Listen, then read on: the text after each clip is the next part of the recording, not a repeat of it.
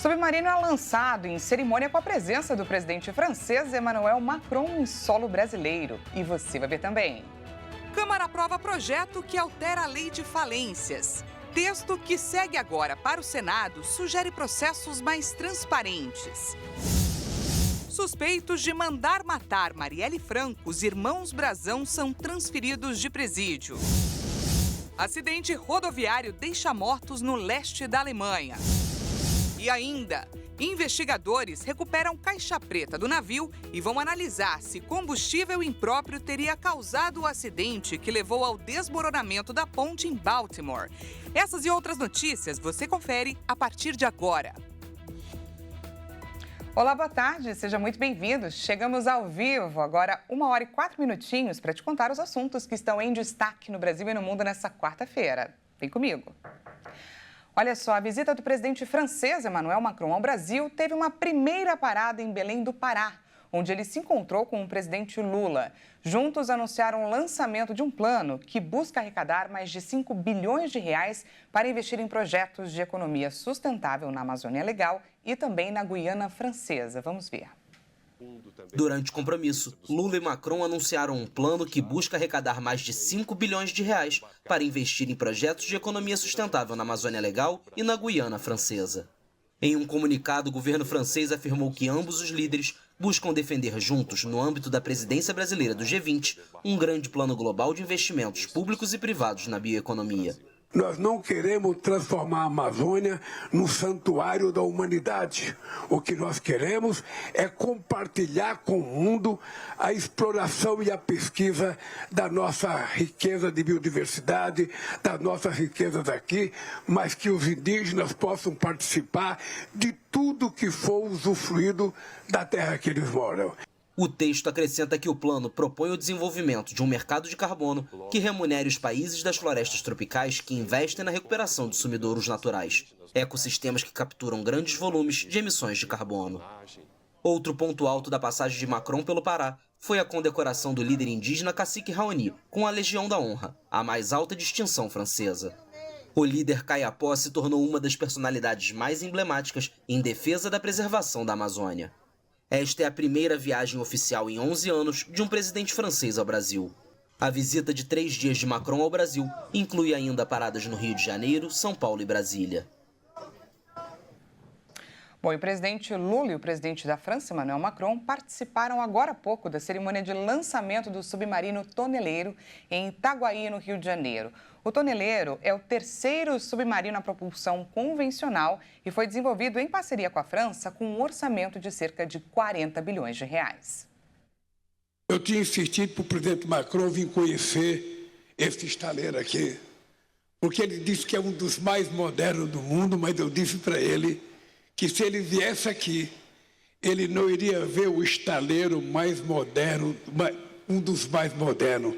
Ele iria ver o estaleiro mais sofisticado, sabe, desse século, construído aqui no Brasil, para, junto com a França, construir o nosso primeiro submarino de propulsão nuclear. Nós queremos ter o conhecimento para garantir a todos os países que querem paz, que saibam que o Brasil estará ao lado de todos, porque a guerra não constrói, a guerra destrói. O que constrói é desenvolvimento, é conhecimento científico, é conhecimento tecnológico. Seguimos ao vivo, agora 1h08. E para falar mais sobre essa primeira visita do presidente francês, Emmanuel Macron, quais os significados para o Brasil e para o mundo, nos debruçamos sobre esse tema na nossa entrevista de hoje.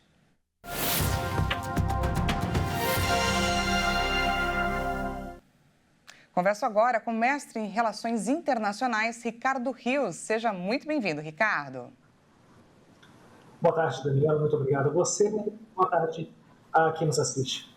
Vamos lá, Ricardo. Segundo dados do Banco Central, a França é o terceiro maior investidor do Brasil. E nessa visita aí de 3 dias, temos temas sensíveis sendo tratados e parcerias importantes sendo firmadas. Então, eu gostaria que você pontuasse para a gente momentos relevantes que devemos olhar com maior atenção nesses 2 dias, nesses primeiros 2 dias. Bem, Daniela, ontem, como o VT mostrou, foi anunciado esse recurso vultuoso de 5 bilhões de reais, para a Guiana Francesa e para a Amazônia brasileira. Né? Não são recursos que serão aplicados ao léu, são recursos para a bioeconomia, para a pesquisa, então são recursos importantes a médio e longo prazo. Hoje, a visita do Macron ao estaleiro não foi à toa, né? O Brasil quer avançar na discussão do submarino nuclear, é um projeto ambicioso do Brasil, é um projeto de bilhões de reais, só que tem um detalhe, hoje não há clima na França para a venda do combustível nuclear que precisaria para esse submarino. Né? Mas deve ter algum tipo de avanço, sim, nessa conversa. Amanhã, né, nessa continuidade da agenda do Macron aqui no Brasil, provavelmente a discussão será em torno das guerras, tanto da Ucrânia quanto em Gaza, e posicionamentos, principalmente com o pedido de cessar-fogo dos dois lados, das duas partes, nessa região de Gaza. Né? O Macron também deve pedir ajuda para a Ucrânia, mas deve ficar só no discurso mesmo, não deve ter respostas do Brasil a respeito. Ricardo, há alguma expectativa para que sejam retomadas as conversas sobre aquele polêmico acordo de livre comércio entre Mercosul e União Europeia? Essa viagem pode mudar, de alguma forma, a posição do líder francês? Não, Daniela, não muda, porque hoje o foco do Macron é totalmente na política interna da França. Por mais que ele queira ser hoje o grande líder da União Europeia pós Angela Merkel, o seu governo hoje, internamente na França, sofre muitos protestos, principalmente dos agricultores. Então é muito remota essa possibilidade de discussão desse acordo União Europeia-Mercosul. Bom, a gente não pode deixar de tratar aqui do ataque ao complexo de shows em Moscou, que foi reivindicado aí pelo grupo Estado Islâmico e que colocou outros países do Ocidente em estado de alerta para o terrorismo. Então, enquanto o presidente Macron está em solo brasileiro, a França elevou ao nível máximo seu alerta para o risco de um atentado terrorista. Há, de fato, Ricardo, essa ameaça no ar? Ah, sim, Daniela. Inclusive, a visita do Macron recebeu alerta vermelho aqui no Brasil, né? Ele veio da Guiana Francesa para o Brasil, então todo o trajeto está com forte esquema militar para a proteção do presidente francês. Mas a gente tem que levar em consideração que o terrorismo trabalha com surpresa. Se o alerta está vermelho é porque pode surgir algo, mesmo que não surja, há essa possibilidade de surgir algo. E por que existe risco? Porque existem batizados pelo ISIS, o Estado Islâmico, em todas as partes do mundo. Né? Por exemplo, o ISIS-K, que fez esse atentado terrorista na Rússia. Então você tem essas células espalhadas que podem fazer algo, sim, muito na Europa, nos Estados Unidos, né? Em menor proporção aqui na América do Sul. Bom, e apesar do grupo Estado Islâmico ter reivindicado a autoria pelo ataque, a Rússia insiste que a Ucrânia ou até outros países do Ocidente possam estar envolvidos. Há chances ou essa narrativa poderia estar relacionada a alguma estratégia do presidente russo Vladimir Putin? Daniela, acredito sim que seja algum tipo de estratégia discursiva do Putin para mudar um pouco do foco, para poder angariar ainda mais apoio da população russa à guerra na Ucrânia. Mas eu acredito que é muito difícil porque muitas pessoas esquecem, inclusive na própria Rússia, de que a Rússia foi a grande aliada de Bashar al-Assad na última guerra da Síria, né? Foi o apoio do governo de Bashar al-Assad nesse conflito na Síria contra o Estado Islâmico. E foi um conflito muito efetivo para o governo sírio, para o governo da Rússia, porque matou milhares de combatentes e terroristas do Estado Islâmico. Então esse ataque foi sim uma vingança, mesmo que apontem falhas de segurança da polícia da Rússia, do FSB, foi sim um ataque do Estado Islâmico como uma vingança a tudo que aconteceu na Síria durante a guerra síria. Bom, conversamos com o mestre em Relações Internacionais, Ricardo Rios. Ricardo, mais uma vez, muito obrigada pela sua participação. Eu que agradeço, Daniela, boa tarde a você e a todos que nos assistem. Até mais. E voltando a olhar aqui para o nosso Brasil, o governo federal deve anunciar na próxima semana medidas para destravar o setor imobiliário. A informação foi adiantada pelo ministro da Fazenda, Fernando Haddad. O ministro da Fazenda, Fernando Haddad, disse que no Brasil não tem mercado de crédito tão robusto quanto o do mundo desenvolvido. Com isto, o presidente Lula deve apresentar na próxima semana medidas para destravar o setor imobiliário. Uma delas é a criação de um mercado secundário de títulos imobiliários muito robusto. Haddad falou que em um recebível com garantia de imóvel é vendido no mercado com muita naturalidade e o banco vai poder abrir espaço no seu para financiar outro imóvel. Segundo Haddad, a intenção do governo é destravar o mercado imobiliário, com o crédito imobiliário girando e se multiplicando. O ministro vê potencial de crescimento da economia brasileira a partir da construção civil. Ele afirmou que já conversaram com líderes do setor e as principais empresas para desenvolver um novo produto e o entusiasmo está muito grande. E a Câmara dos Deputados aprovou uma proposta do Ministério da Fazenda que altera regras nos processos de falências. O texto ainda vai ser analisado pelo Senado. A Câmara dos Deputados aprovou a Lei das Falências do Governo Federal. A proposta prevê que a tomada de decisões em casos de falências de empresas fique mais rápida. A aposta do ministro da Fazenda, Fernando Haddad, faz parte da chamada reforma microeconômica. Com ela, vai ser possível, por exemplo, que a Assembleia de Credores designe um gestor para coordenar as liquidações de ativos e o pagamento aos interessados. O texto foi analisado em regime de urgência, ou seja, não precisou passar pelas comissões, e Haddad chegou a se reunir antes com o presidente da Câmara, Arthur Lira, para pedir ajuda na aprovação da matéria. A relatora do projeto, deputada Dani Cunha, destacou que a permissão para que os credores escolham um gestor para gerenciar a empresa falida e elaborar um plano de falência é uma das principais inovações do projeto de lei. Atualmente, apenas o Poder Judiciário pode designar um administrador judicial para as empresas falidas, o que, segundo a parlamentar, é um processo demorado e pouco eficiente. O texto também sugere soluções para tornar os processos mais transparentes. Assim, será necessário publicar online um plano com as etapas principais da falência. E veja a seguir, acidente rodoviário deixa mortos no leste da Alemanha. E ainda, investigadores recuperam caixa preta do navio e vão analisar se combustível impróprio teria causado o acidente que levou ao desmoronamento da ponte em Baltimore. Nós voltamos já, não perca!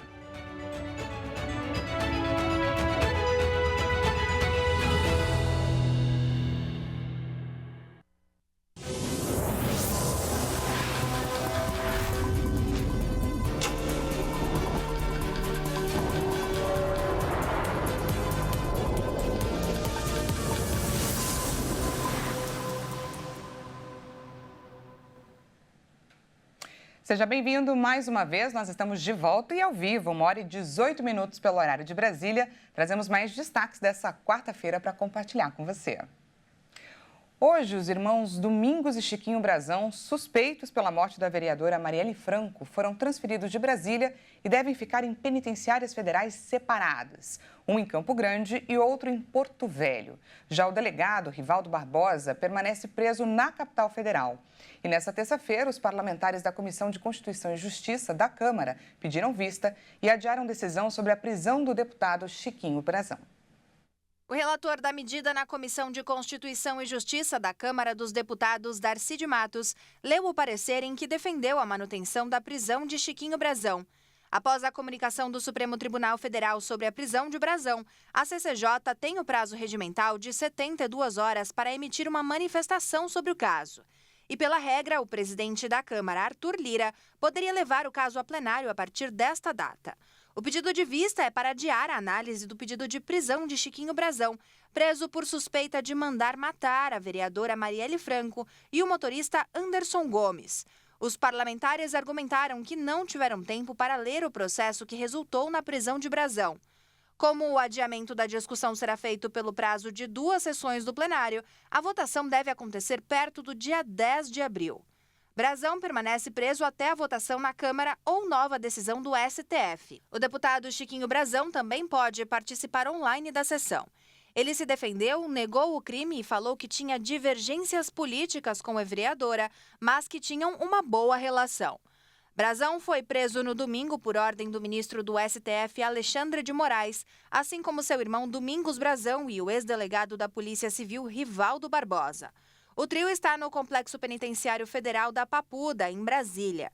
Ele foi expulso por unanimidade do União Brasil no mesmo dia em que foi preso.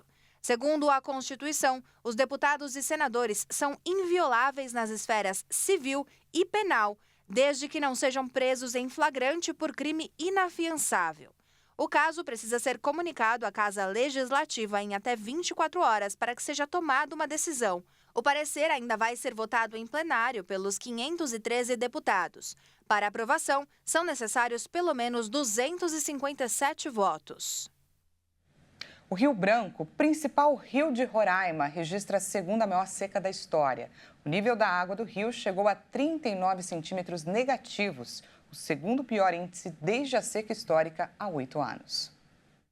Com o baixo nível de água do Rio Branco, o cenário é de balsas e canoas na areia, pescadores à deriva sem ter como navegar e pessoas atravessando o rio a pé. A marca registrada neste mês de março ficou atrás apenas da seca em 2016, quando o Rio Branco chegou a 57 centímetros negativos e teve a pior seca desde que se iniciou o monitoramento há 52 anos pela Agência Nacional de Águas e Saneamento Básico. O período seco começou em outubro e a previsão é que se estenda até abril. Fonte de água que abastece as casas de moradores de Boa Vista, a situação do Rio Branco é preocupante e a recomendação é que a população economize água. Com a falta de chuvas, o estado lidera o número de focos de calor no país em 2024. Os rios têm secado e há ocorrências de incêndios florestais, que consomem a vegetação, casas e animais. O estado de Roraima já tem 14 municípios em situação de emergência por conta da estiagem. Vamos de destaque internacional. Um acidente com um ônibus deixou pelo menos 5 mortos nessa quarta-feira no leste da Alemanha. Outras 12 pessoas ficaram feridas. A polícia local detalhou que o ônibus saiu da rodovia A9 e capotou. De acordo com as autoridades da Alemanha, os serviços de emergência atenderam os feridos no local e a rodovia precisou ser fechada nos 2 sentidos. O ônibus pertence à empresa alemã de viagens de baixo custo Flixbus e fazia a viagem entre a capital alemã Berlim e Zurique, na Suíça. Segundo a empresa, 53 passageiros e 2 motoristas estavam no ônibus. A companhia afirmou que ainda não se sabe o que causou o acidente, mas garantiu que está trabalhando com as equipes de emergência e as autoridades alemãs para atender as vítimas e esclarecer rapidamente as circunstâncias do capotamento. E agora a gente traz atualizações sobre o desabamento da ponte em Baltimore, nos Estados Unidos, após um navio colidir contra a estrutura. Investigadores recuperaram a caixa preta do navio e vão analisar se combustível impróprio teria causado a queda de energia e também a perda de controle da embarcação. Nessa quarta-feira, a Guarda Costeira retomou o trabalho de buscas. O vice-almirante Shannon Kilreath disse em entrevista que, com base na duração das buscas e na temperatura da água, não acredita que irão encontrar pessoas com vida. A queda da estrutura paralisou um dos portos mais movimentados dos Estados Unidos, por onde passam cargueiros gigantes e também ancoram cruzeiros turísticos. Pela ponte transitam cerca de 11 milhões de veículos ao ano, uma média de 31 mil por dia. A queda ocorreu após um navio colidir contra a estrutura. A embarcação lançou um pedido de ajuda que permitiu parar o trânsito e salvar vidas. E vamos agora para aquele nosso momento de rodar esse mundão, trazendo câmeras irreverentes. Dessa vez, vamos observar o Aquário de Vancouver, no Canadá, dar uma olhadinha na ala das lontras. Esses bichinhos, gente, estão agora só aproveitando a água, que deve inclusive estar uma delícia. As lontras são mamíferos e ótimos nadadores. Elas podem ficar mais de 6 minutos embaixo d'água e alcançarem uma velocidade de 12 km por hora. Ligeirinhas. Como a gente pode observar, o nado lontra é aquele de costas, com a barriguinha para cima. Vale destacar que o Aquário de Vancouver, além de uma atração turística, também é um grande polo de pesquisas da vida marinha. Pois é, e é com esses takes de pura fofura das lontras fazendo um show nas águas que a gente encerra essa edição de hoje. Não se esqueça, daqui a pouquinho, a 1h50, Caroline Povoleri chega com o Balanço das Notícias e a gente volta a se encontrar amanhã. Até mais!